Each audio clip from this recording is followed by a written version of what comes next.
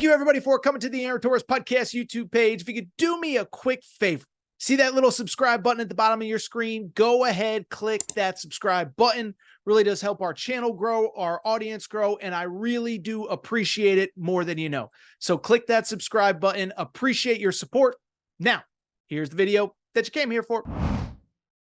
Saturday night in Austin, Texas, okay? Very interesting game between the Kentucky Wildcats and the Texas Longhorns. By the way, I mentioned it the other day. If you're a Texas season ticket holder, I know you probably don't care about football. I know you're thinking about the spring football roster, or you don't care about basketball. You're thinking about the spring football roster. Texas's home schedule has been insane. UConn at home, Auburn at home, Tennessee at home. Who else? Alabama at home, Arkansas at home, and now Kentucky at home. Well, unlike basically all of those other games, Texas does get the win on Saturday night. Final score in that game, the Texas Longhorns take care of business. They beat Kentucky 82-78. And as you can see on that screen, Trey Johnson, 32 freaking points, a career high. Unbelievable. So I'll be real. This was kind of, to me, a pretty weird game. Because I kind of just thought this is going to be a tough spot for Kentucky. Just swept Tennessee. Now you got to go on the road. And we all know about the injury issues, right? Jackson Robinson's out. Lamont Butler's out. Kirk Kriisa remains out. So you're basically talking about your starting point guard, your backup point guard, and a wing scorer that can get buckets. And so you have the great win against Tennessee. But I said, you go on the road. Texas is kind of desperate. But it was a weird game because I don't want to say Kentucky was in control, but you felt like, okay, they're going to win this game. They were up by 5 with what? What about under the 4-minute mark? So under the 4-minute TV timeout. They're up by 5. They're up 69-64. Texas comes out of the under 4 TV timeout, proceeds to go on a 14-1 run. And you're like, what just happened? And then boom, the game is over. Like listen, you have a couple games like this a year nationally, but for a team to have a 5-point lead with 3 minutes to go, and then the other team just ignite, it's like, oh my goodness, I cannot believe that happened. And so you look at this game, listen, I'm not going to overreact. And if anything, you know what I'm actually going to do? I'm actually going to give a little bit of credit to Texas, okay? Because first of all, there's about 4 or 5 teams in the SEC on the bubble. And most of them are playing themselves out of the NCAA tournament. Georgia lost again on Saturday. Georgia's not playing very good basketball right now. Georgia is sitting at overall, they're 4-9 in the SEC. They lost again to Missouri on Saturday at home. They have now lost 4 of 5, and basically I don't even know. They started 2-1 in the SEC. So they are 2-8 in their last 10 games. So Georgia's kind of falling apart. Vandy had a chance against South Carolina or against Tennessee. They did not take advantage. Oklahoma's falling apart. I just want to give Texas a little bit of credit because Texas kind of needed this win. I think they're starting to become is Rodney Terry the guy? Is he going to come back? What's the deal? Blah, blah, blah, blah, this and that. And I just thought they kind of needed it more. They get the win. Again, Trey Johnson was phenomenal.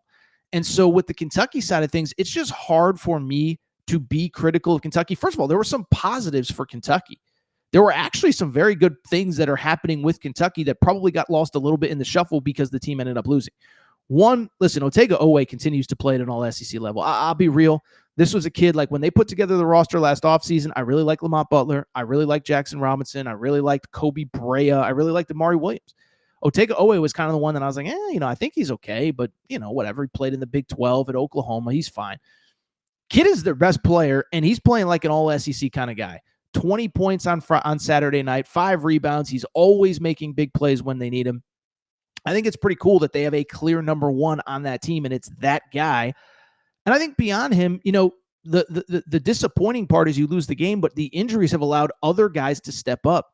Trent Noah, I did not call him Travis Noah, by the way, because Kentucky fans were in my you-know-what about that. But Trent Noah was awesome off the bench. Freshman, we didn't think he was going to play very much this year. 7 points, couple buckets off the bench. Ansley Almanor, 11 points off the bench. Amari Williams played pretty well. I know there's going to be some complaints, but 18 points, 12 boards. Late, maybe some issues with him. But I just bring it up because there are some positives. And I think there are 2 things that it's just hard for me to get mad about this loss if I'm a Kentucky fan. Let me put it this way. It's hard for me as a commentator to get mad about this loss. I'm not going to tell Kentucky fans how to feel, okay? But one, I think, first of all, we talked about it on Thursday's show, on Friday's show. I just said, look, if you're Kentucky, the only goal at this point is to get guys healthy for the NCAA tournament. Okay. Listen, you basically have an NCAA tournament resume right now. Kentucky could essentially lose out, and they have 2 wins over Tennessee. They have the win over Florida. They have a neutral over Gonzaga. They have a neutral over Duke. Like, you have an NCAA tournament resume. So the losing to Texas is not a big deal in the grand scheme of things. Texas is probably going to be an NCAA tournament team. But the goal shouldn't be to beat Texas. The goal should be to make sure to get everybody back healthy for the stretch run. And so if I'm going to say that on Thursday, because I saw a couple people in the national media, I don't know if they're trying to stir the pot with Kentucky fans or whatever. Well, this says this and this says that. And I'm like, I don't think it really says anything. I think all it says is Kentucky was without their starting point guard, without their backup point guard, without one of their best wing scorers, and they were up by 5 with 3.5 minutes to go. I'm supposed to get mad about that because they ended up losing the game? Now, listen, you have Lamont Butler, you have Jackson Robinson, you're in control, you lose that game, that's a different conversation, but I'm not going to go there. It's hard for me to get fired up because we talked about it on Thursday. It's not that you don't want to win games, but the priority has to be to get healthy for March. And I think the other thing that it says, and I talked about this, just how tough the SEC is and just how basically any game can go any direction, not only if you don't show up, because I don't want to say that Kentucky did not show up because they did, but that basically is that there's just so many good teams that so many of these games just come down to, and I hate to be cliche, but kind of who wants it more, who just shows up more ready to play. Texas did not show up ready against Arkansas. Arkansas kind of beat them up. Texas, Kentucky shows up ready to play, but Texas needs it more. They make more plays down the stretch.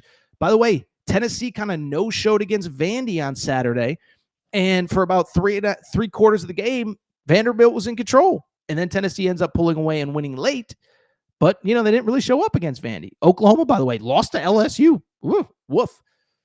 Port Motion not doing good, by the way.